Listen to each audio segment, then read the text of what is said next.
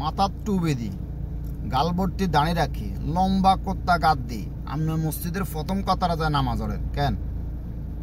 আর মানুষের জমিন দখল করে বই রয়েছেন। হ্যাঁ, আপনার নামাজ কবুলে যাবে, মানুষ দেখেন নিয়ে ইবাদত করেন আপনার কেন? শুনেন, যার যার হক তারা তারা দিয়ে দেন, আপনার হক আপনি আল্লাহর কাছ থেকে চেয়ে নেন। এই নামাজ রোজা নইলে আপনার কোনো কামে আসতে না, কোনো কামে আসতে না যদি অন্যের হক মারি গান। ঠিক আছে নি? আজকাল আমগো সমাজে দেখা যায় বহুত অগণিত আছে এরকম, হেতারা লম্বা কোত্তা লম্বা দাঁড়ি ব্যাগদিন হেতাগো আছে, কিন্তু ঘর হনমারি খানার মধ্যে হেতারা 1 নম্বর, নাম্বার 1-এর মধ্যে হেতারা আছে। অন্তত আপনি জানেন যে আপনার কার কাছে ঋণী, কে আপনার কাছে সম্পদ হাইব হাইতো না, আপনি জানেন, উপর আল্লাহ জানে।